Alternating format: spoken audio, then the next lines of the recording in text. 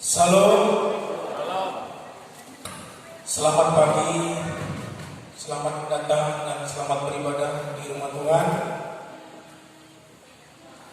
Karena kita anak Tuhan selalu rindu datang kepadanya, bahwa Tuhan Yesuslah yang layak dipuji dan disembah. Amin, saudara. Mungkin yang masih ada berada di luar, karena jam sudah menunjukkan 08 lewat 8 menit, maka ibadah kita akan kita mulai. Jemaat yang dikasih Tuhan, saya sudah makin berdiri, kita angkat pujian kita.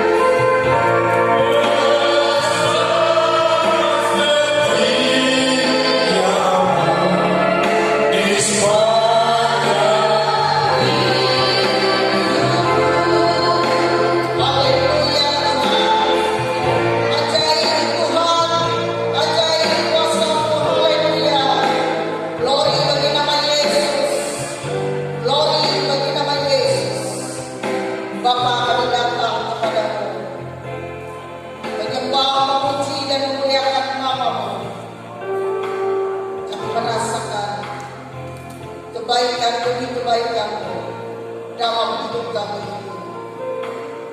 Kami persembahkan hati kami kepada-Mu. Kami persembahkan tubuh, roh, dan jiwa kami kepada-Mu ya Bapa. Engkau melayakkan hidup kami datang menyembah-Mu. Dan biarlah kami bersukacita di dalam Engkau dan merasakan jamaah-Mu atas hidup kami. Ampuni pelanggaran dan dosa-dosa kami di hadapan-Mu. Ampuni Tuhan. Kami percaya kami nyediakan bagi kami kekuatan kuasa pertolongan yang maha ajaib. Engkau memberkati seluruh pelayanan di tempat ini. Dan Engkau mengurapi seluruh para pelayan-Mu. Engkau mengurapi pemain musik. Engkau mengurapi pemimpin pujian. Engkau mengurapi singer penari tamborin. Engkau mengurapi hamba-Mu. Dan Engkau mengurapi seluruh anak-anak-Mu yang ambil bagian dalam pelayanan hari ini. Dan seluruh sidang jemaat-Mu tinggal dalam kuasa urapan Tuhan.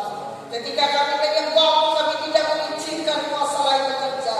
Oleh sebab itu pada saat ini kami bersatu hati.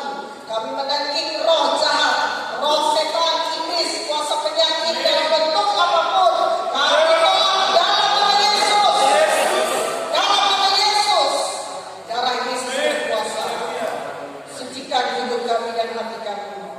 Dan kami merasakan bahwa kekuatan Roh Kudus bekerja atas hidup kami sekalian. Engkau menjamah sidang jemaat-Mu yang saat ini ada dalam perjalanan atau dalam persoalan hidup. Oleh sebab itu Bapa, Roh Kudus tolong Engkau menjamah hati mereka supaya mereka menerima Engkau dan menerima akan kasih karunia Tuhan. Dan kami percaya kuasa Kami datang membawa segala apa yang kami dapat persembahkan untuk kemuliaan Tuhan. Kami bawa persembahan persepuluhan milik Tuhan. Kami bawa ucapan syukur kami. Kami bawa apa yang dapat kami persembahkan. Semuanya menyenangkan hati Tuhan. Dan kemuliaan Tuhan turun di tempat ini. Dan hati kami penuh dengan puji-pujian. Dan Tuhan bertahta di atas pujian penyembahan. Dalam nama Tuhan Yesus Kristus, kami mulai pada ini. Haleluya. Amin. Masih tetap berdiri, kita angkat pujian kembali.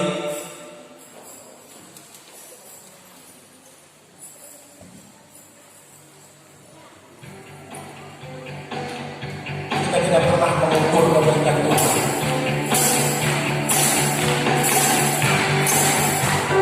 Haleluya. Tiada terukur.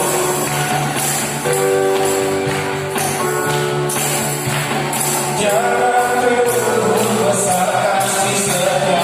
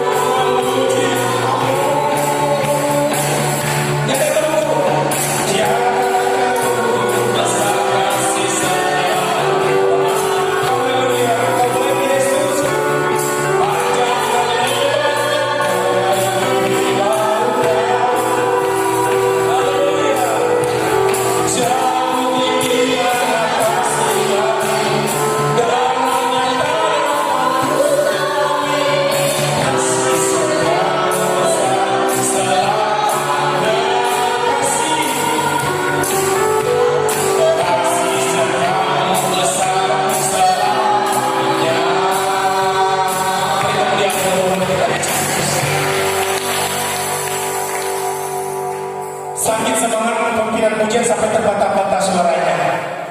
Saking semangatnya. Masih kuat berdiri. Puji Tuhan. Kita akan pujian kita kembali.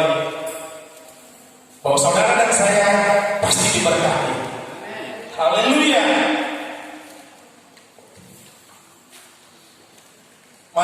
musik. Haleluya. Gak apa-apa kau joget buat Tuhan. Biar sakit kecapnya hilang. Kasih setia.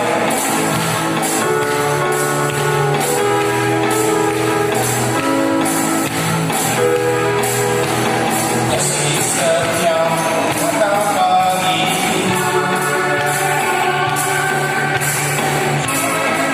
Berbagikan tersedia bagiku. Semalah satu makan segalanya. Dan anugerah sangat besar bagiku.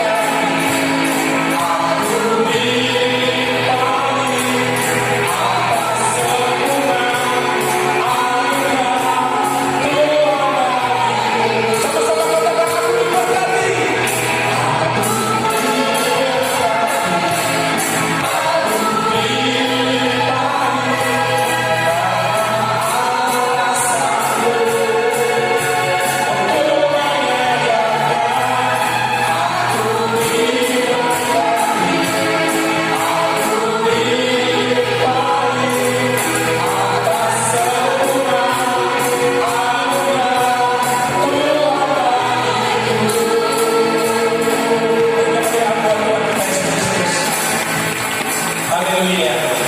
Silakan dulu.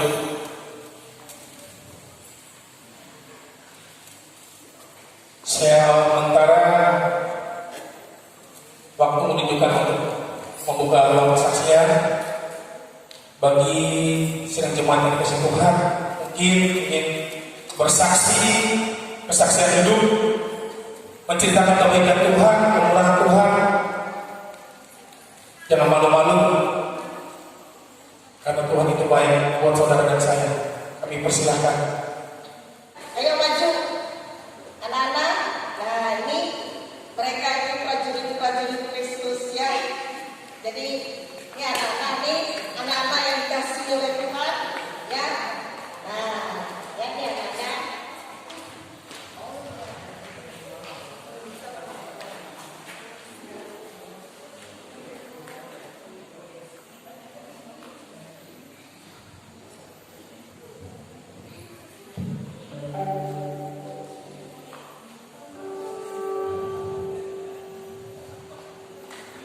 Ini anak-anak generasi kita yang masa depan bangsa ada di tangan mereka.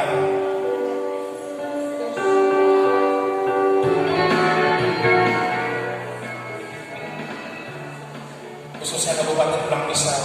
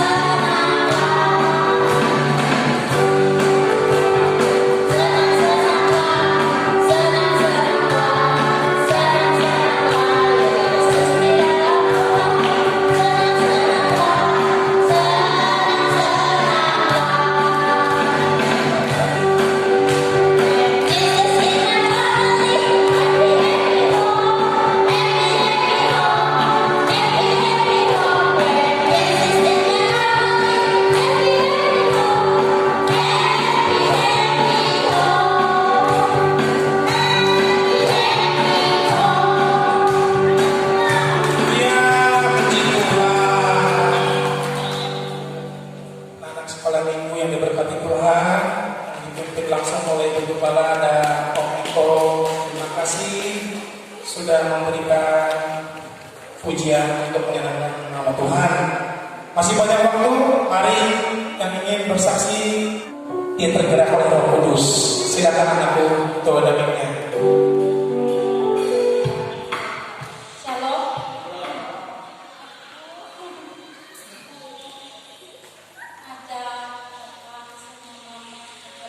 Oh iya, Bapak Dani, Mama Dani. Ya, saya ambil lagi ya. Malam tadi kita ada mengangkat anak gitu ya. Mengangkat anak kami ini diangkat oleh mereka. Mereka, Pak Dani, Mama Dani mengangkat anak kami, anak gitu ya. Karena mereka tidak memiliki anak perempuan. Jadi ini mengangkat anak. Ayo Bapak Dani dipanggil anaknya, Yohandia Bapak. Sepertinya ini memuji Tuhan.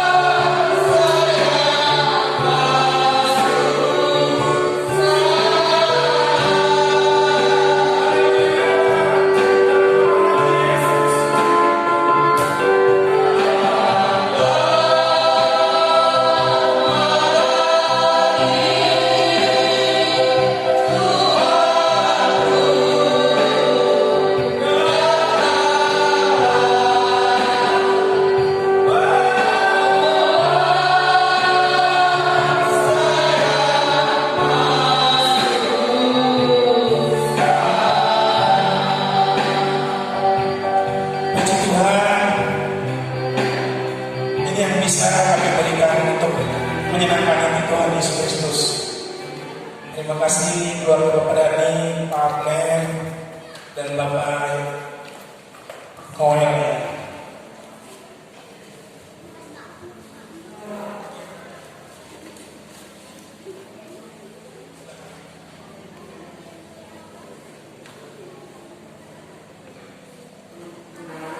Salam saudara. Saya minta beberapa. Pada saat ini saya sangat bersyukur dan senantiasa bersyukur. Saya tidak pernah membayangkan hal seperti ini bisa terjadi.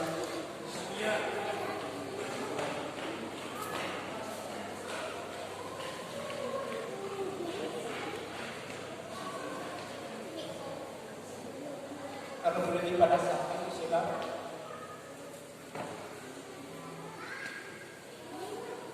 bersyukur pada Tuhan, Bapak dan Ibu ingin tahu kehidupan kami adalah kehidupan yang sangat sederhana, tetapi di dalam kesederhanaan kami diberkati oleh Tuhan. Sampai pada saat ini, detik ini, kami diberikan kesehatan, kekuatan, napas kehidupan yang luar biasa di dalam kehidupan kami. Kalau lebih, saya utarakan pada saat ini, saya sangat berbahagia dan sangat berbahagia sampai saya meneteskan air mata.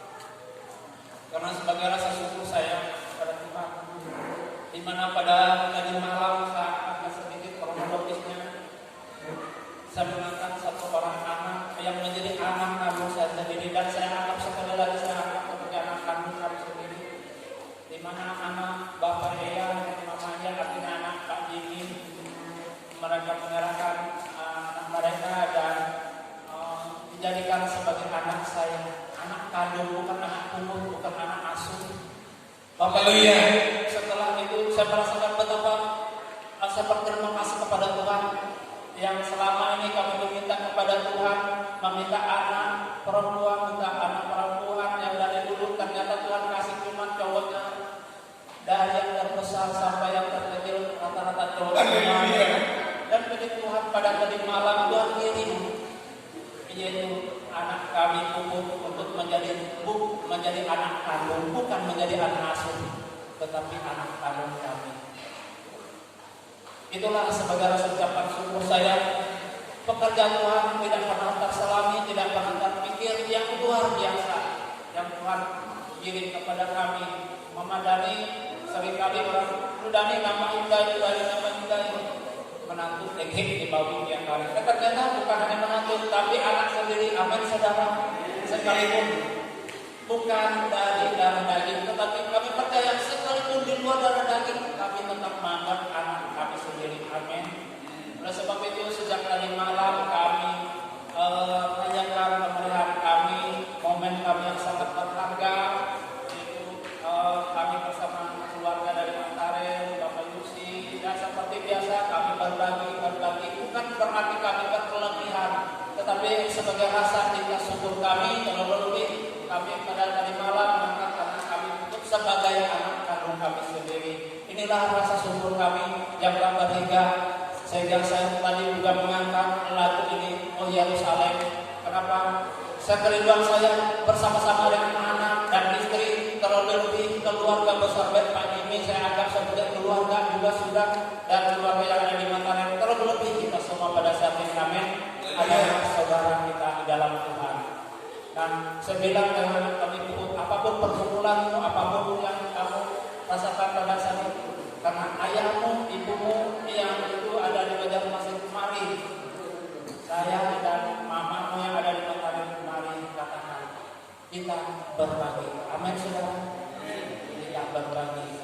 Anggaplah ini papamu, Mama Dani dalam mamamu juga, dan Dani adalah kakakmu serta yang lainnya. Dan saya juga menganggap tadi malam sudah mulai yang namanya baru ya, pun juga gimana?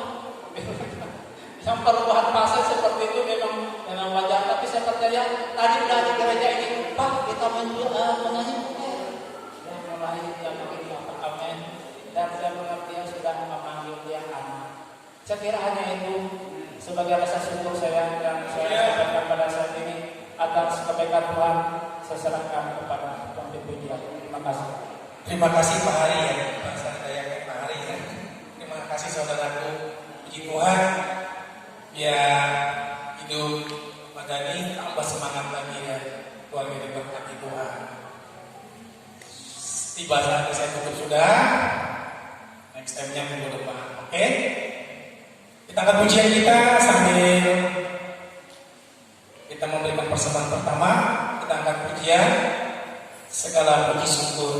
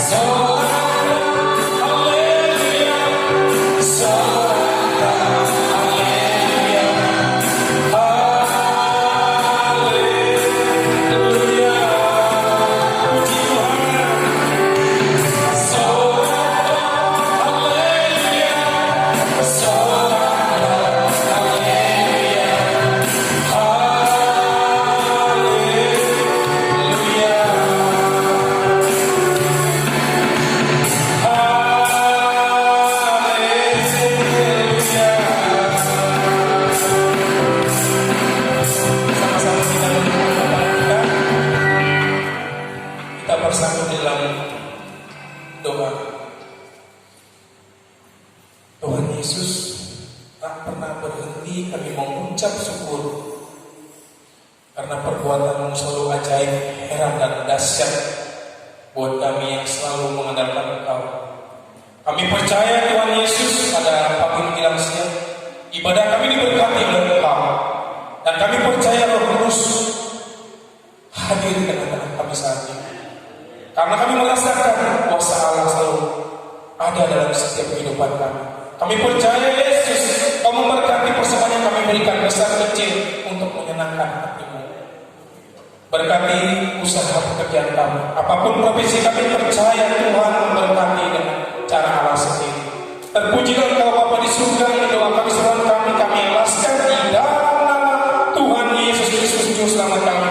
Haleluya, amin. Saya sudah makin berdiri, kita siapkan hati, pikiran kita untuk tertuju kepada Tuhan. Kita angkat satu pujian. Oh Yesus dalam kekuatan.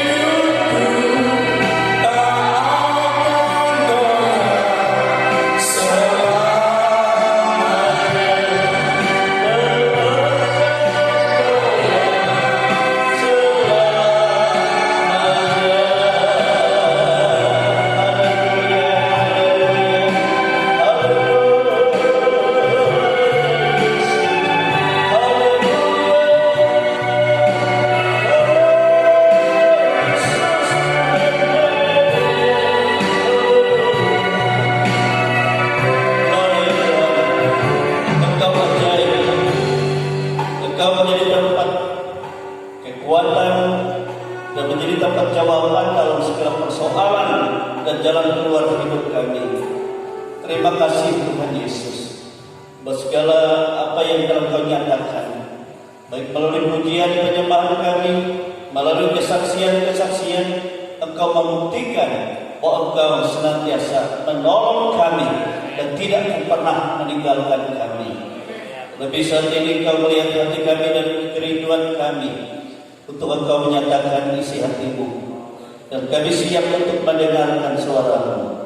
Kami tidak izinkan ada kuasa-kuasa lain yang merintangi kami.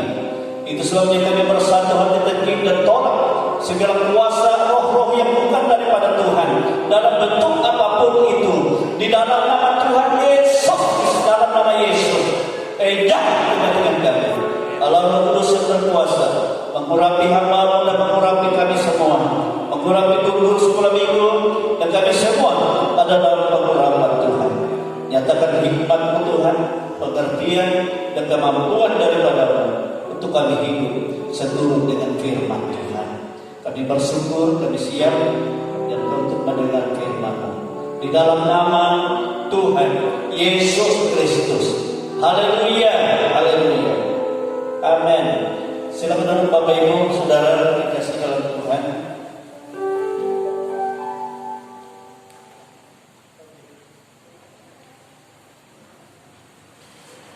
Kita bersyukur Tuhan itu sangat baik dalam kehidupan kita. Ya, masih dalam suasana Paskah ya di hari-hari ini, sebagaimana firman Tuhan katakan bahwa dari penderitaan salib ya, kematian sampai ya kebangkitan dan sampai 40 hari Yesus meneguhkan murid-murid itu dalam suasana Paskah ya. Baiklah Bapak Ibu Saudara, saya mengajak kita membuka kitab kita pada hari ini itu dari Injil Lukas pasal 23. Injil Lukas pasal 23 ya. Injil Lukas pasal 23.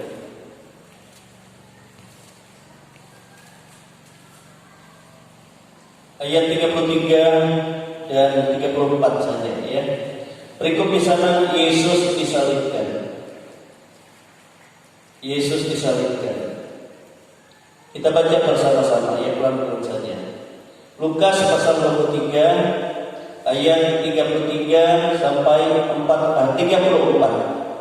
1, 2, 3. Ketika mereka sampai di tempat yang bernama Tengkorak, mereka menyalibkan Yesus di situ dan juga kedua orang penjahat itu, dan seorang di sebelah kanannya dan yang lain di sebelah kirinya. Yesus berkata, "Ya Bapa, ampunilah mereka, sebab mereka tidak tahu apa yang mereka perbuat." Dan mereka membawa undi untuk membagi-bagi pakaiannya. Haleluya. Dan saya baca ayat yang ke-43 yang terakhir ya. Kata Yesus kepadanya, kepada salah seorang penjahat maksudnya, "Aku berkata kepadamu sesungguhnya, hari ini juga engkau ada bersama-sama dengan aku di dalam Firdaus." Amin, saudara. Nah, saudara dikasih di dalam Tuhan kita Yesus Kristus. Kalau kita baca satu perikop di dalam Injil Lukas ini, ya bagaimana Yesus disalib, ya, yang mereka sebut di tempat Tengkorak atau tempat ya orang-orang yang harus dihukum digantung di atas kayu salib, ya. Lalu bersama-sama dengan Yesus disalib di situ ada dua orang penjahat, yang satu di sebelah kanannya dan yang lain di sebelah kirinya, jadi sebelah menyebelah. Yesus ada di tengah-tengah. Dan waktu Yesus di atas kayu salib itu, Yesus ya dihina, Yesus dicaci maki, ya. Yesus ia sangat dipermalukan baik oleh pemimpin-pemimpin agama Yahudi, imam-imam dan semua orang yang hadir pada saat itu, ya, kecuali pengikut-pengikut Yesus, perempuan-perempuan dan juga ya salah satu muridnya yaitu Yohanes yang selalu dia dekat di salib itu. Jadi mereka tidak ikut menghujat, tapi semua menghujat. Nah, baik juga penjahat-penjahat yang mati karena kejahatannya disalib juga ikut menghujat. Tetapi ada salah satu penjahat yang sadar bahwa dia berkata, kita ini dihukum pantas dengan kejahatan kita. Tetapi Yesus ini, dia dihukum mati, dia disalib, dan tidak ditemukan kejahatan pada dia. Tetapi justru karena dia banyak berbuat baik. Nah itu sebabnya dia berkata kepada Yesus, Tuhan, ingatlah akan aku jika Engkau datang kembali sebagai Raja. Amin, saudara. Sehingga pada saat itulah Yesus berkata kepadanya, ayat yang terakhir tadi, hari ini juga engkau akan selalu bersama-sama dengan aku di Firdaus. Amin, saudara. Nah, saudara kekasih dalam Tuhan, hari ini kita ingin memahami, ya, sebab waktu Yesus disalib, ya, ada beberapa perkataan yang diucapkan Yesus, dan itu semua adalah untuk menyatakan siapa sesungguhnya pribadi Yesus itu bagi kita. Amin, saudara. Jadi semua perkataan yang diucapkan Yesus di atas kayu salib itu menunjukkan siapa sesungguhnya pribadi Yesus itu untuk kita. Jadi untuk orang yang percaya kepadanya. Amin, saudara. Pertama kita memperhatikan Lukas pasal yang ke-23 tadi, ya, ayat 34. Kata, ya, Yesus berkata, ya Bapa, ampunilah mereka sebab mereka tidak tahu apa yang mereka perbuat. Jadi di sini kita melihat bahwa Tuhan Yesus pada saat dia dihukum mati, dipaku di salib, ya, diejek, dihina, ya, direndahkan. Nah, bahkan orang-orang berkata bahwa orang lain dia selamatkan, masa dia tidak dapat menyelamatkan dirinya. Imam-imam berkata, jika engkau Raja, buktikan, selamatkan dirimu, sehingga kami pun tersungkur menyembah engkau. Tetapi Yesus tidak melakukan itu, ya. Jadi banyak lagi penghinaan baik dari saudara-saudara, tetapi Yesus tidak membalas apa yang telah mereka katakan, dan Yesus juga tidak mengabulkan apa yang mereka katakan itu untuk membebaskan diri. Sebab Yesus tersalib bukan untuk dirinya sendiri, bukan untuk dirinya sendiri, itu paling utama. Ya, sehingga Yesus berkata, ya Bapa, ampunilah mereka, sebab mereka tidak tahu apa yang mereka perbuat. Amin, saudara.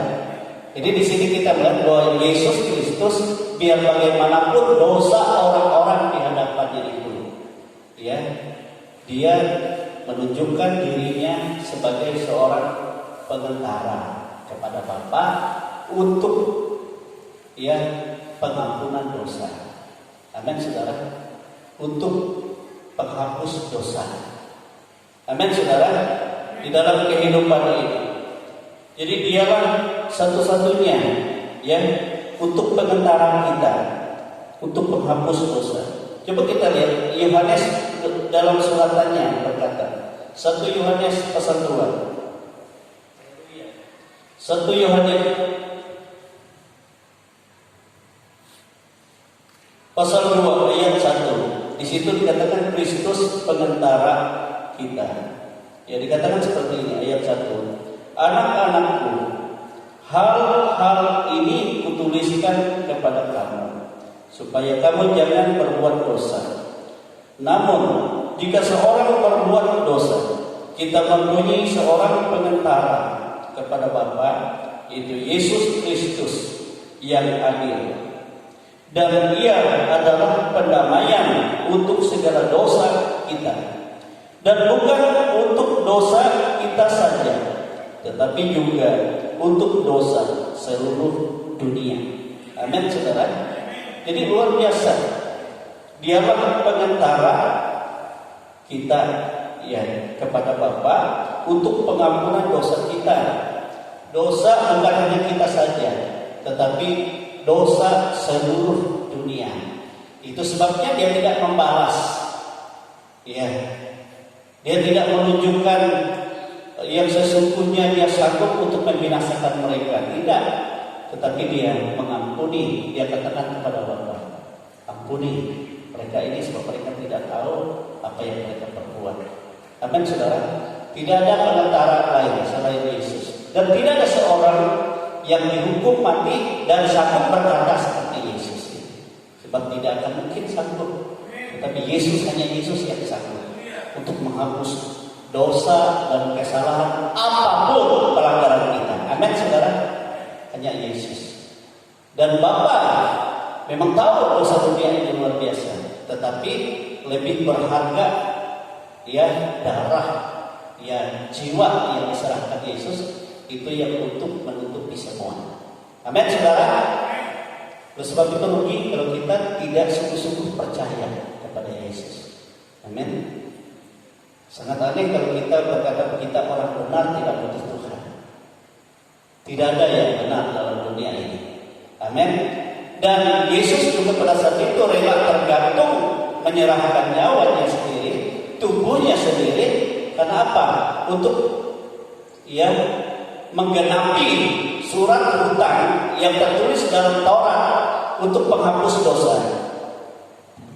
Coba saya lihat di dalam Ibrani pasal yang ke-10 ayat 4 sampai ayat yang ke-7 itu dikatakan seperti ini. Sebab tidak mungkin darah lembu jantan atau darah domba jantan menghapus dosa. Karena itu ketika ia masuk ke dunia, Yesus, ia berkata, korban dan persembahan tidak engkau kehendaki, tetapi engkau telah menyediakan tubuh bagiku. Jadi tubuh Yesus disediakan Bapa untuk korban itu, ya, menghapus dosa. Kepada korban bakaran dan korban penghapus dosa, maksudnya korban binatang, engkau tidak berkenan. Lalu aku berkata, dikata Tuhan, sungguh aku datang. Dalam gulungan kitab ada tertulis tentang aku untuk melakukan kehendak-Mu, ya Allahku. Amin, saudara. Jadi dia datang, tubuhnya disediakan untuk pengorbanan itu, untuk menghapus dosa itu, dan dia datang, ini aku siap yang menggenapi segala yang tertulis dalam gulungan kitab tentang aku. Ayat 10. Dan karena kehendaknya inilah, kehendak Tuhan itulah, telah dikuduskan. Nah, kita telah dikuduskan satu kali untuk selama-lamanya. Amin, saudara. Jadi mengkuduskan diri kita di salib itu yang mengampuni kita dari dosa, menghapus dosa kita. Itu Tuhan kehendaknya sendiri kepada kita. Amin. Tetapi Tuhan tidak memaksa siapa yang terima selamat, tetapi siapa yang menolak kasih karunia ini. Inilah kasih karunia, pekerjaan Bapa yang dilaksanakan digenapi oleh Yesus. Amin, saudara. Jadi dialah pengantara. Tidak ada untuk pemberesan dosa di luar Yesus. Amin. Dan oleh sebab itu kita bersyukur. Dalam dunia ini ada banyak orang memohon pertolongan, berseru kepada Tuhan, tapi bukan dalam nama Yesus. Itu tidak akan mungkin mendapat keselamatan Tuhan dari Tuhan. Ya. Sebab di luar itu ada kuasa-kuasa kegelapan yang mengaku penolong, mengaku penyelamat. Tetapi sebenarnya dia adalah pembohong, dia adalah pembinasa itu sendiri yang memisahkan kita dari Allah. Mana mungkin sampai. Tapi hanya Yesus yang tergantung di sana. Amin, saudara. Ya Bapa, ampunilah mereka. Jadi kata-kata itu bukan hanya bagi orang berdosa pada saat itu sebenarnya, tapi dengan iman adalah bagi saudara dan saya. Amin, saudara.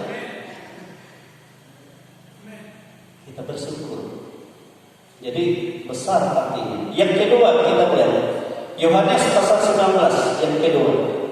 Ya, tulisan Yohanes, kitab Yohanes, Injil Yohanes pasal yang ke-19 ayat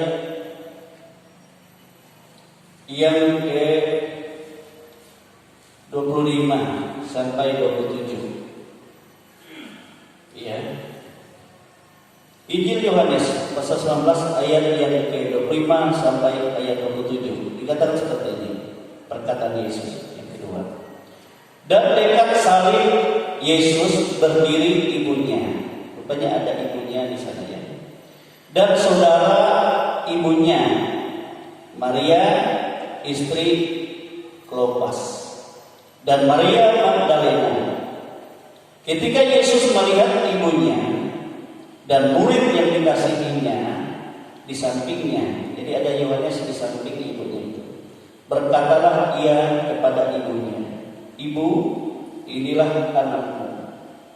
Kemudian katanya kepada muridnya, "Inilah ibumu." Dan sejak saat itu murid itu menerima dia di dalam rumahnya. Amin, saudara. Jadi di sini kita melihat pada saat Yesus terpaku di salib, di samping dia mengampuni dosa-dosa orang banyak dari seluruh dunia ini, maka dia melihat, oh ada ibu, ada saudara ibunya, ada juga seorang murid yang dikasihnya Yohanes di dekat salib itu, dan dia berkata, "Ibu, lihat anakmu." Ya, saudara dikasih. Ini adalah ucapan terakhir dia pada saat dia dalam penderitaan, dalam siksaan. Lalu dia melihat kepada murid itu, Yohanes, lihat ibumu. Amin. Ini adalah suatu perkataan, saudara. Dia sebagai anak yang baik, apapun penderitaan berat yang dia alami, dia tidak akan pernah melupakan atau mengabaikan orang tuanya. Dia tidak akan pernah tidak mengasihi orang tuanya. Dia tetap membuktikan kasihnya kepada orang tuanya. Amin, saudara. Seringkali kita kalau kita tidak memperhatikan bagaimana orang tua kita, apalagi kalau kita menderita. Tapi Yesus memperhatikan. "Ibu, ini anakmu," dan kepada murid itu, "Lihat ibumu." Lihat.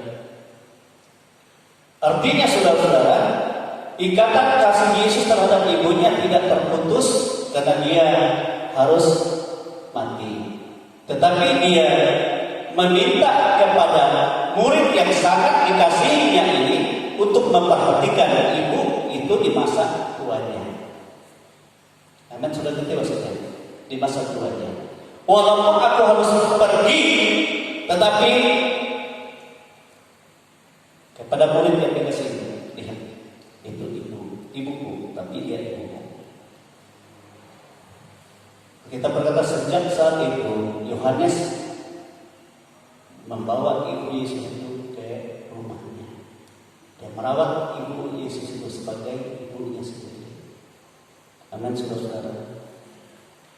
Dan ibu Yesus, Maria, segala sesuatu yang tertulis tentang Yesus, yang dikatakan tentang Yesus, dari sejak dia dalam kandungan, dari sejak masa kecilnya, dari perkataan-perkataan yang diucapkan orang tentang Yesus, dikatakan Alkitab, dia menyimpan itu semua dalam hatinya, dan itu dia renungkan di dalam kehidupan. Baik apa yang dikatakan oleh malaikat Tuhan, baik dikatakan oleh orang lain, baik apa yang dikatakan Yesus. Dan itu sebabnya saudara-saudara, kalau kita kan di gereja Katolik, Maria ini sebagai ibu yang dimuliakan. Mereka sembah justru lebih daripada mereka menyembah Yesus. Kalau kita masuk ke rumah-rumah Katolik itu, di hampir rumah mereka ada patung Maria. Bunda Maria. Kalau mereka mereka berdoa, dia buah kandunganmu Maria. Kalau mereka katakan Yesus itu dalam nama Yesus. Selalu tidak ditinggalkan nama Maria.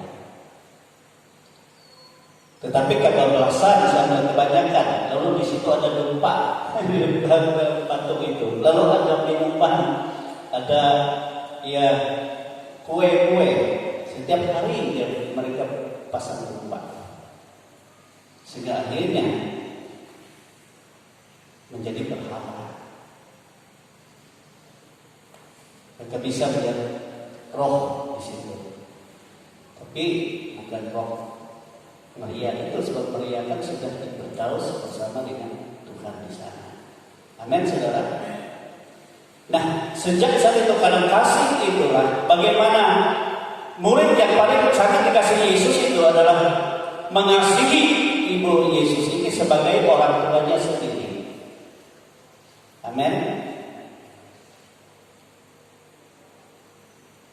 Tapi dia kasih. Pak Jimmy juga menyerahkan anak mereka kepada si Pun sama istri menjadi anak. Itu namanya kalau di sini dampuk katanya, badampui. Jadi kalau badampuk dengan Bapak Dani, Dani gitu, dampui katanya. Ya, anak diangkat anak ini jadi anak dampuk.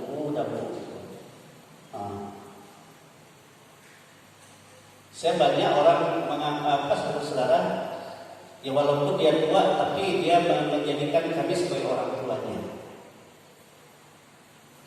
Sehingga kalau bertemu, Pak, padahal dia bekas berapa? Main-main kalau minum ini. Aku 50 sekian umur tuh, anakku jadi 70 hidup.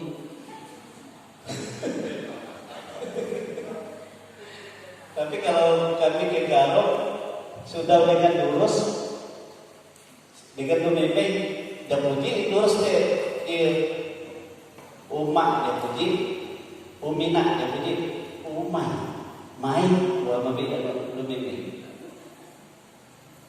Karena diangkat anak. Kalau sama saya, Papa, koyo, saudara. Ada sukacita yang berani, ada yang luar biasa rasanya, ikatan yang kasih yang dalam. Amin, saudara.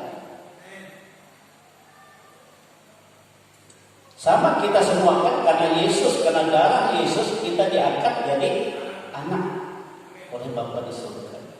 Jadi bukan karena benar, tapi yang membenarkan kita adalah pengorbanan Yesus. Katanya ampuni mereka semua. Bukan karena kebenaran kita, tapi Yesus yang tangguh, yang rela menderita teraniaya sebenarnya untuk kita semua. Amin, saudara. Sehingga Yohanes mengangkat ibunya Yesus Maria itu merawatnya, memeliharanya. Memang kalau kita belajar sejarah, Yohanes itu terkaya dan murid. Dia banyak, dia orang juga yang terpandang. Walaupun dia seorang termuda dari murid-murid Yesus. Ya, murid-murid yang lain semua mati, semua meninggal, yang disalibkan. Kalau Petrus disalib kepalanya ke bawah, kalau Rasul Paulus dipotong-potong, digoreng saudara tubuhnya. Mengerikan. Yohanes dibuang ke Pulau Patmos, sempat dibuang. Jadi sempat terpisah juga dengan ibunya. Tapi anak-anak, adik-adik Yesus ini, anak kandung dari Maria, semua memuliakan Yesus. Dan mereka juga menjadi rasul, menjadi gembala, menjadi pelayan yang bersama dengan ibunya. Sehingga Yohanes waktu dibuang, dia mendapatkan kitab Wahyu, bertemu dengan Yesus dalam kemuliaan. Amin, saudara. Sehingga itulah tentang akhir zaman. Tetapi Yesus memerintahkan kepada dia, kamu harus memberitakan, masih ada waktu untuk memberitakan Injil kepada siapapun. Sehingga kalau kita melihat dalam sejarah, saudara, murid-murid yang lain dari 80 sampai tahun yang ke-90 Masehi, semua mati semua. Tetapi Yohanes ini sampai tahun 100 lebih setelah Yesus, dia masih hidup, dia yang paling panjang umurnya. Dia memberitakan tentang kasih, tentang bagaimana hidup sebagai di dalam umat Tuhan, sebagai saudara yang harus saling mengasihi. Amin, saudara. Di luar itu tidak ada keselamatan. Kalau tidak mengasihi, kita membenci saja kita sama dengan pembunuh. Ya. Nah, saudara-saudara, di situ jadi sangat luar biasa. Jadi yang paling panjang pelayanannya sampai umur ya 90 lebih mungkin di situ ya. Lalu dia meninggal tapi tidak dalam sengsara. Tidak ditulis bagaimana dia meninggal. Kita tidak tahu. Sebetulnya Yesus pernah berkata kepada Petrus, kalau aku minta dia hidup sampai aku datang, itu bukan urusanmu. Tetapi yang dikatakan, dia tidak akan mati sebelum dia menyaksikan anak manusia datang. Itu dalam Wahyu tentang kedatangan Tuhan. Amin, saudara. Itu sebab itu kita bersyukur. Kasih kepada Tuhan, kasih kepada sesama, kepada orang tua itu harus tetap terus dalam kehidupan kita. Seperti yang Yesus nyatakan. Amin, saudara. Sampai tetes darah yang terakhir dia mengucapkan kata-kata kasih itu. Yang ketiga, Lukas 23. Injil Lukas 23. Ya. Ayat 42-43. Yang tadi saya bacakan tadi. Lalu ia berkata, ini maksudnya penjahat yang di sebelah kanan yang disalib. Yesus, ingatlah akan aku apabila engkau datang sebagai raja. Kata Yesus kepadanya, aku berkata kepadamu, sesungguhnya hari ini juga engkau akan ada bersama-sama dengan aku di dalam Firdaus. Apa itu Firdaus? Firdaus adalah taman surga sebenarnya. Taman, belum masuk surga tapi taman. Firdaus adalah tempat roh orang-orang mati di dalam Tuhan, dalam kebenaran. Jadi mereka menanti Tuhan akan turun menghakimi bumi ini, membangkitkan orang mati. Roh mereka sementara di Firdaus. Jadi di taman surga itu. Tidak bisa diceritakan bagaimana indahnya, bagaimana nyamannya, bagaimana sentuhnya, bagaimana pemandangannya. Tidak dapat dibandingi dengan keindahan dunia ini. Makanya saudara, dunia yang dikatakan indah seperti taman surga. Tapi sebenarnya itu tempat yang disediakan Tuhan bagi orang-orang yang mati dalam Tuhan. Amin, saudara. Nah, saudara yang kekasih. Jadi di sini kita melihat bahwa Yesus katakan, hari ini juga kukatakan kepadamu, engkau bersama-sama dengan aku di dalam Firdaus. Amin, saudara. Di sini kita menunjukkan bahwa Yesus mengatakan dirinya kepada kita bahwa dialah Raja sebenarnya yang berkuasa untuk menentukan orang masuk surga masuk neraka. Hanya Yesus, tidak ada lagi yang menentukan. Ini saya selalu ingat waktu kami mulai mengenal Yesus. Saudara saya mati sudah dikubur 3 hari, menyatakan perkataan, tidak ada manusia yang hidup atau makhluk yang hidup yang menentukan masuk surga masuk neraka, hanya Yesus. Jadi semua oleh Yesus.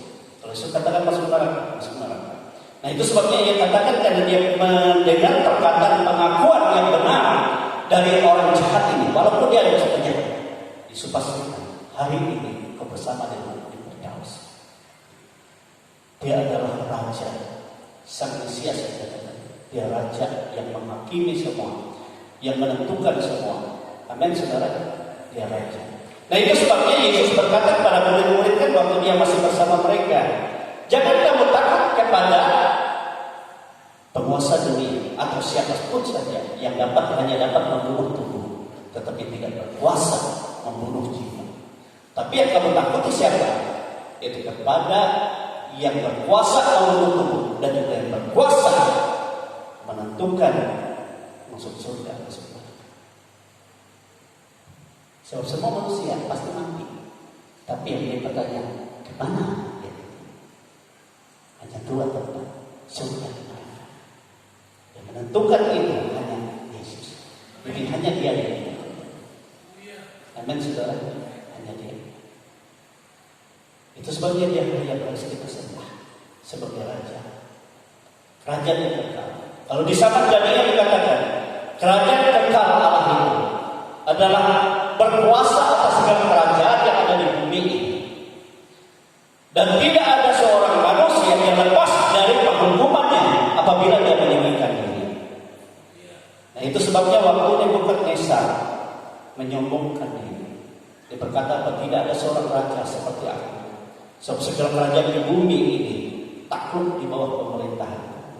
Yang membesar-besarkan diri. Akhirnya apa? Tuhan memperlihatkan dia di dalam mimpi. Dia melihat suatu pohon yang tinggi, yang begitu besar, dan semua burung bersarang di sana, dan semua binatang dinaungi di bawah. Tetapi karena begitu pohon itu tinggi, kalau datang yang berkuasa dari atas langsung terbang, roboh.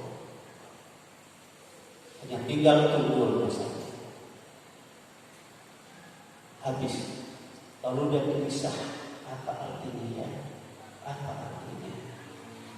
Akhirnya dia mengundang semua orang-orang berilmu. Dia di Babel. Semua tidak ada dapat menjelaskan. Hanya istrinya katakan, kamu lupa ada Daniel, seorang Yahudi itu. Dia penuh dengan hikmat dari Allah. Dia sanggup mengutarakan apapun saja yang menjadi masalah. Akhirnya dia dipanggil. Dengan jelas Daniel berkata, karena raja meninggikan diri, pohon yang tinggi itu adalah dirimu sendiri. Tapi kau meninggikan diri. Tapi Bapak tidak menyadari bahwa kerajaan di atas segala kerajaan itu Raja Surga. Dia yang berkuasa. Dia akan merendahkan setiap orang yang meninggikan diri. Itu sebabnya dia berkata, sejak lama raja akan direndahkan. Dia akan sama seperti binatang dan makanannya rumput. Dia tinggal di padang dan kerajaan diserahkan kepada siapa yang mau raja surga itu berikan menurut kehendaknya yang berkenan. Akhirnya raja itu saudara dia bangga ya dengan jawaban itu. Betul, dia tidak bisa menolak. Dan tepat, dia pun sama seperti binatang direndahkan. Kerajaan yang diambil orang. Lalu anaknya mau jadi raja tidak mau, sebab anaknya mau yang enak saja. Akhirnya cucunya, kita ingatkan sejarah itu tentang Raja Babel yang diangkatkan Belsasar setelah Nebukadnezar. Padahal itu cucunya.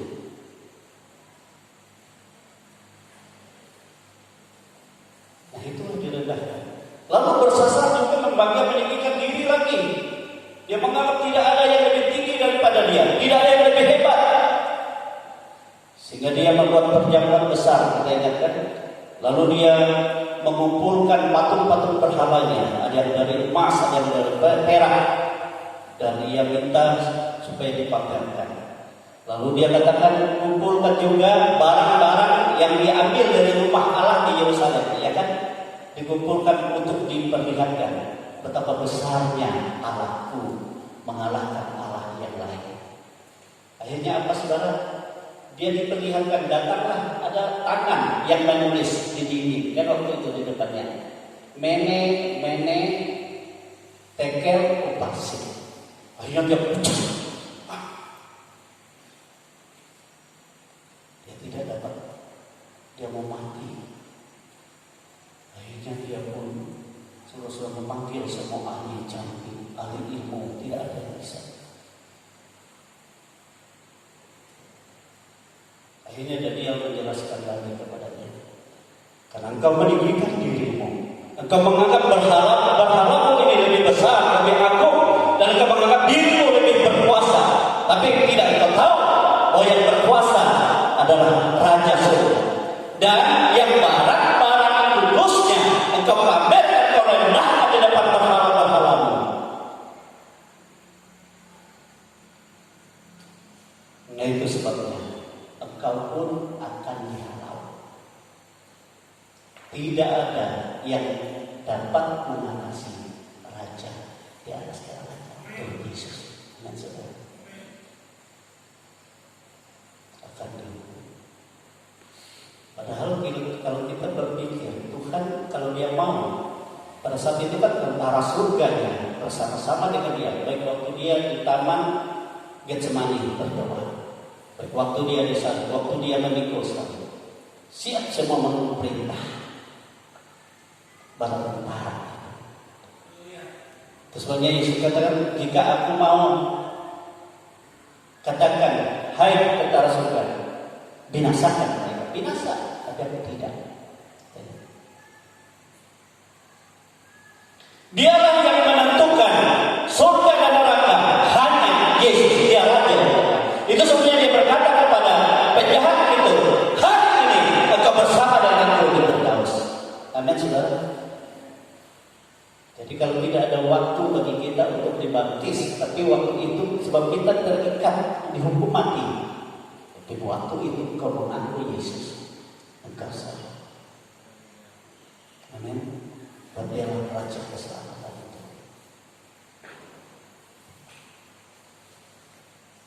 Nah, saudara yang kasih dalam Tuhan, yang keempat kita melihat ya, apa yang Yesus katakan Matius pasal yang ke-27 ayat 46. Matius pasal yang ke-27 ayat 46. Haleluya. Matius pasal 27 ayat 46. Apa yang Yesus katakan yang ke-4 ya. Yang keempat, perkataan Yesus yang keempat. Matius pasal 27 ayat 46. Dikatakan seperti ini, saudara. Saya bacakan. Kira-kira jam 3 berserulah Yesus dengan suara nyaring, atau saya boleh 45 itu. Mulai dari jam 12 ke 8 meliputi seluruh daerah itu sampai jam 3. Kira-kira jam 3 berserulah Yesus dengan suara nyaring, Eli, Eli, lama sabachthani. Artinya, Allahku, Allahku, mengapa engkau meninggalkan aku? Saudara, di sini kita kenapa Yesus berkata Allahku, Allahku, atau Eli, Eli, lama sabachthani? Ya, di sini dia menunjukkan dirinya kepada kita sebagai anak manusia. Ya,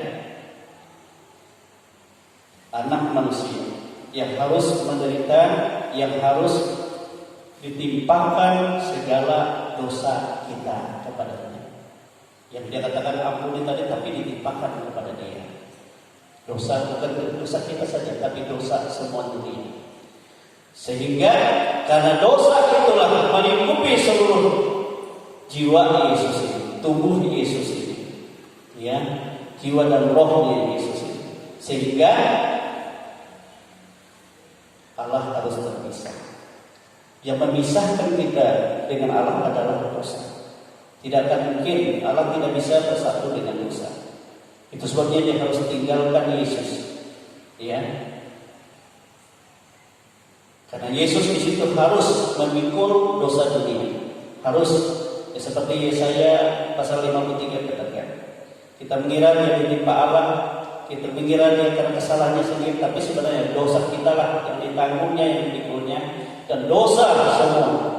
Ya, itulah ya pengorbanan untuk keselamatan semua. Sehingga Allah seketika meninggalkan dia. Jadi menggenapkan itu, saudara, sebagai anak manusia. Dia ditinggalkan. Nah, karena dia ditinggalkan maka dia mati, dia dalam kegelapan. Alkitab berkata roh Yesus turun ke dunia maut, ke dunia orang mati, ke dunia orang gelap, itu dunia orang berdosa. Turun ke Hades, turun ke Sheol, dunia orang berdosa. Sebenarnya kan langsung ke surga atau ke apa itu, ke Firdaus. Tetapi justru di sanalah kesempatan bagi Yesus berbicara di hadapan semua orang-orang yang mati sebelum penyaliban Yesus.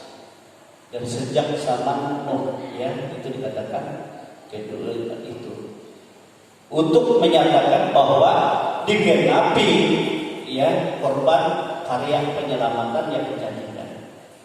Dan orang-orang mati kata Alkitab yang pada saat itu mendengar suara anak manusia ini yang ada di dalam roh dunia orang mati, maka mereka akan diselamatkan. Amin, saudara. Jadi keselamatan Yesus bukan hanya bagi orang yang hidup waktu kita masih hidup saja, tetapi ya sebelum salib itu, tapi sebelum menjangkau perjanjian lama, termasuknya. Semua yang percaya akan berita itu, maka semua akan diselamatkan. Amin. Diselamatkan apa? Dosa mereka dibersihkan dan jadi mereka masuk neraka, tapi mereka dibangkitkan.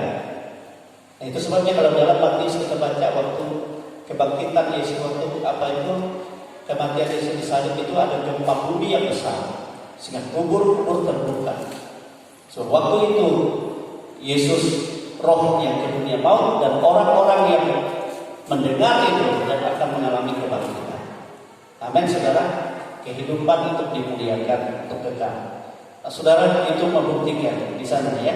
Dia yang pikul tanggung segala penyakit dosa kita. Itu sebabnya Allah meninggalkan dia, tetapi tidak selamanya, untuk sementara, sebab dia benar. Yang kelima, apa perkataan Tuhan? Lukas pasal 23. Kembali Injil Lukas pasal 23. Yang kelima, Injil Lukas pasal yang ke-23. Haleluya. Ini yang terakhir, ya, perkataan Yesus. Lukas pasal 3 ayat 46. Dikatakan oleh Yesus seperti ini. Lalu Yesus berseru dengan suara nyaring, "Ya Bapa, ke dalam tanganmu kuserahkan nyawaku." Dan sesudah berkata demikian, ia menyerahkan nyawanya. Ya. Jadi kalau di dalam Injil Yohanes, saudara, sebelum dia menyerahkan nyawanya, ya Bapa, ia berkata sebelum dia menyerahkan nyawanya, ia berkata sudah selesai. Ya kan? Sudah selesai. Ya. Itu dalam Yohanes pasal 19 ayat 30. Dikatakan seperti ini.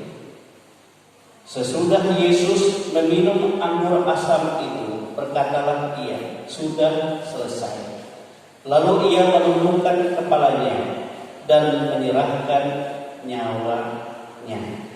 Amin, saudara.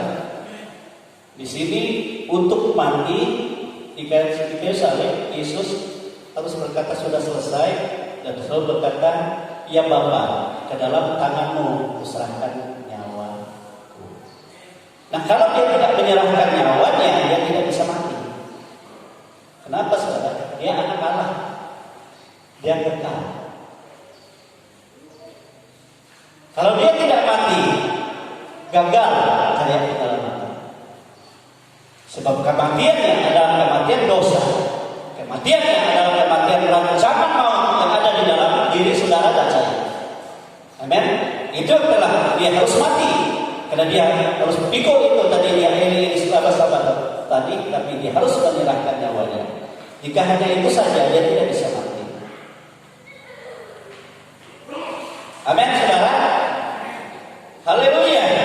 Dia menyerahkan nyawanya. Di sini Yesus menyatakan dirinya sebagai anak Allah yang setia kepada Bapaknya, yang telah melakukan dan menyelesaikan segala yang ditugaskan baginya. Tugas baginya untuk menderita dan rela mati bagi kita. Tapi bukan paksaan, tapi menurut maunya. Coba kita melihat dalam Yohanes, Yohanes pasal 10. Itu lebih jelas. Yohanes pasal 10. Haleluya. Ini agak karena ini ada pendalaman Alkitab juga.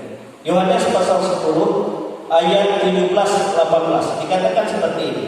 Coba kita dengar ini, ya. Dikatakan seperti ini. Bapa mengasihi aku, oleh karena aku memberikan nyawaku untuk menerimanya kembali. Kan dia menyerahkan nyawanya, Bapa sangat mengasihi dia. Kalau di dalam surat Paulus, karena dia menyerahkan nyawanya, dia mati di salib. Itu sebabnya Bapa mengangkat dia setinggi-tingginya, mempermuliakan dia setinggi-tingginya. Itu kan luar biasa, sehingga di atas segala sesuatu. Ya, ayat 18 katakan, ya di sini tadi, tidak seorang pun mengambilnya daripadamu. Itu nyawanya, itu maksudnya rohnya, sehingga dia mati. Tidak seorang pun mengambilnya daripadamu, melainkan aku memberikannya. Jadi dia memberikan nyawanya bagi saudara dan saya, ya, menurut kehendakku sendiri. Jadi menurut kehendak Tuhan. Jadi kerelaannya, dia mati bagi saudara dan saya maksudnya. Aku berkuasa mengambilnya dan aku berkuasa memberikannya dan berkuasa mengambilnya kembali. Dia berkuasa memberikan rohnya untuk mati, tapi dia juga berkuasa untuk mengambilnya kembali, untuk hidup kembali maksudnya. Dia berkuasa turun ke dunia maut, tapi dia juga berkuasa mengalahkan maut, itu maksudnya. Bagi kita, amin saudara. Lalu apa? Berkuasa memberinya, berkuasa mengambilnya kembali. Itulah tugas yang kuterima dari Bapa. Rupanya Yesus menderita, Yesus mati, Yesus bangkit, harus mengalahkan maut. Itu tugas. Itu sebabnya waktu Pilatus berkata, tidakkah kau tahu aku berkuasa untuk membebaskan engkau supaya kau tidak mati? Yesus jawab, tidak ada yang berkuasa atas diri, tapi aku memberinya menurut kehendakku sendiri. Tapi aku juga yang berkuasa mengambilnya. Itulah tugas yang diberikan Bapa kepada kita. Amin saudara. Jadi Yesus memberikan nyawanya, dan ia juga yang menerimanya kembali, mengambilnya kembali, ya, supaya dia mendapatkan kita dari kebinasaan kepada kehidupan yang dimuliakan. Hidup kita bukan lagi menjadi milik kita, tetapi menjadi milik Allah. Amin saudara, yang dipermuliakan. Tapi banyak orang tidak mau dipermuliakan Allah, sehingga masih saja dalam dosa, masih saja dalam perbuatan yang tidak memuliakan Tuhan, masih tidak dalam ketaatan. Itu merugi.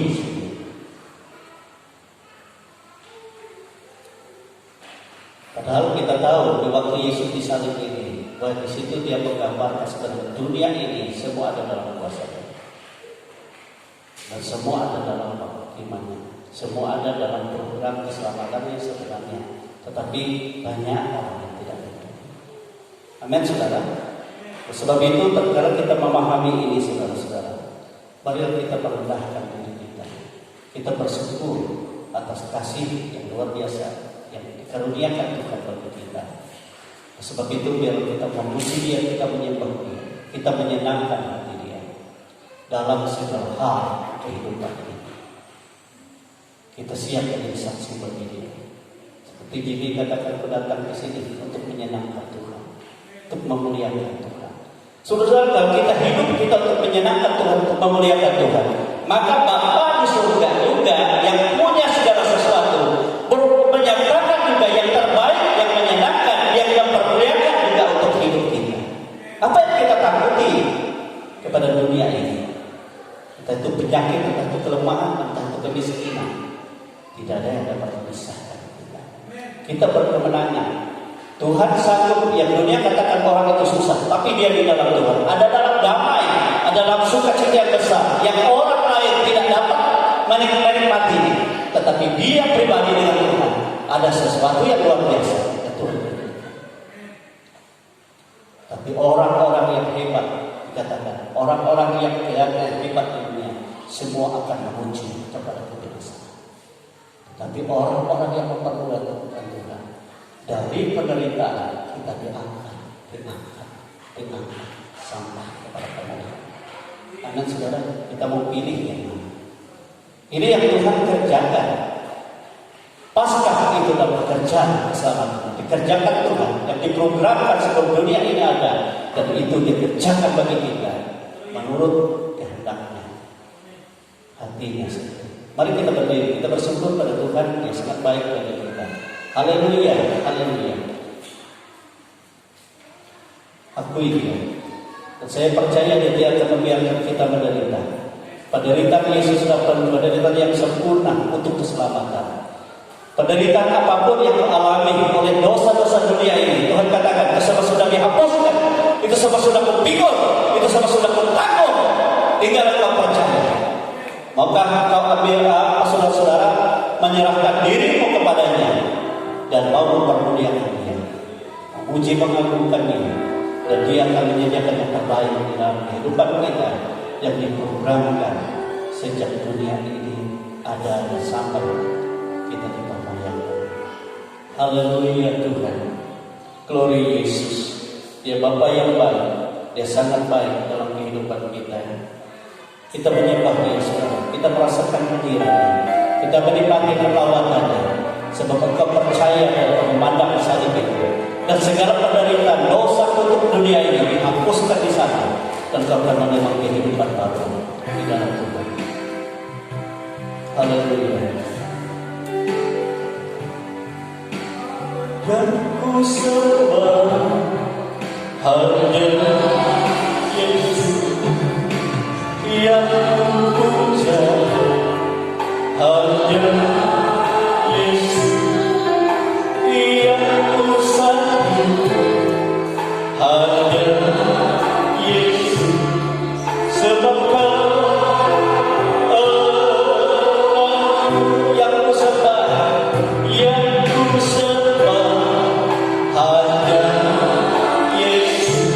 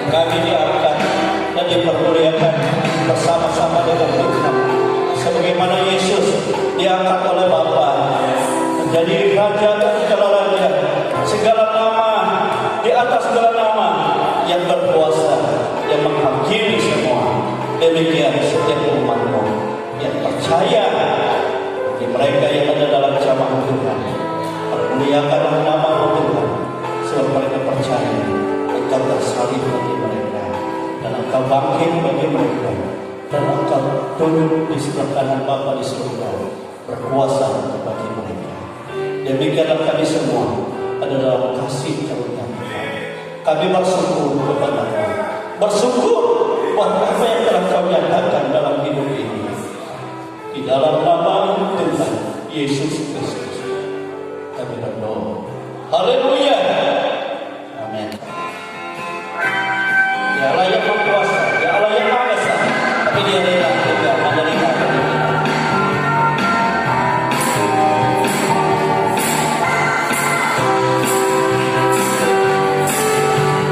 Allah yang kuasa, Allah yang Maha Kuasa, melangkah berdiri, surga menunggu. Allah yang Maha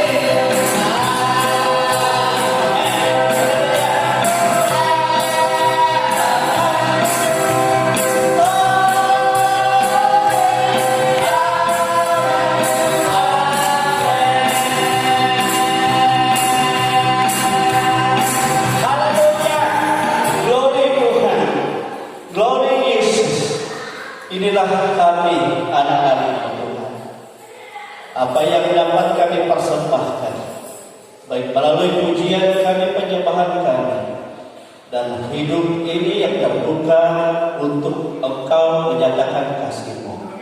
Kami bersyukur, kami berterima kasih. Engkau memberkati semua Tuhan, dan kami adalah umat tebusan-Mu. Sekarang kami menghadap diri kami di bawah kaki salib-Mu. Kami mendengar apa yang telah Engkau ucapkan tentang diri-Mu bagi kami. Di atas kayu salib Engkau mengajarkan kasih. Di atas kayu salib Engkau menyelesaikan dosa, segala kutuk, segala rancangan celaka kami, segala pekerjaan iblis setan, kuasa penyakit, kelemahan, atau roh-roh yang merancang celaka, semua sudah dihancurkan. Bahkan sudah dihancurkan. Engkau yang memberikan nyawa bagi kami, Engkau yang berkuasa juga mengambilnya kembali sebab Engkau Tuhan. Dan jika kami menjadi milik-Mu dan kami ada dalam kasih-Mu, inilah kehidupan kami Tuhan. Permuliakanlah nama-Mu, permuliakanlah karya penyelamatan salib-Mu, permuliakanlah kuasa kebangkitan-Mu dan kekuatan yang besar dari surga dalam kehidupan kami, yang menjamin segala aspek, baik kami secara pribadi, baik kami secara berkeluarga, baik terhadap segala macam keadaan dunia yang menyesakkan atau keadaan sulit juga, semua ada dalam kuasa kasih-Mu. Engkau memberkati kami semua, Engkau menyertai kami semua, Engkau berkarya dan tidak pernah berhenti berkarya, sehingga kami diperbaharui dan diperbaharui sampai kepada kesempurnaan-Mu, dan Engkau pun akan datang dan kami semua bersukacita. Terima kasih. Sementara kami di dunia ini, Engkau melihat keadaan kami, Engkau melihat pekerjaan kami, Engkau melihat segala mata usaha kami, semua ada dalam berkat Tuhan, pertolongan Tuhan, dalam nama Yesus. Semua ada dalam pemeliharaan Tuhan, semua ada dalam pembaharuan Tuhan. Sebab kami menyerahkan semua dalam otoritas-Mu. Inilah kehidupan kami. Ini juga keadaan bangsa dan negara kami, kota atau tempat wilayah lingkungan di mana kami tinggal. Semua ada dalam damai sejahtera perlindungan Tuhan, pemeliharaan Tuhan. Dan sidang jemaat ini ada dalam otoritas-Mu. Demikian mereka tidak hadir pada saat ini, semua ada dalam lawatan Tuhan. So hamba persembahkan mereka dalam kuasa-Mu. Baik mereka di perjalanan, baik mereka ada di tempat lain jauh, semua ada dalam kuasa Tuhan. Demikian jika sebentar Tuhan kami berpisah, ada yang pulang dekat, ada yang pulang jauh, seperti keluarga Jimmy, dan Engkau bersama semua. Engkau melindungi semua, Engkau memberkati, dan roh sukacita, dan roh berkat, dan roh kemuliaan, dan roh kemenangan Engkau sertai atas kehidupan kami. Sebab itulah kasih-Mu dan diri-Mu sendiri menyertai kehidupan kami. Inilah kehidupan kami Tuhan. Oleh sebab itu saudara-saudara kekasih Tuhan, biarlah kita bersyukur dan menerima segala berkat-berkat yang Tuhan sediakan. Sebab Ia tahu segala kebutuhan kita. Ia membuka kitab-kitab langitnya, Ia mencurahkan dari perbendaharaan-Nya apa yang menjadi kebutuhan keperluan hidup kita. Baik kita sebagai orang tua, baik kita sebagai anak-anak, semua dalam segala pekerjaan, dalam segala cita-cita, Tuhan memberkati.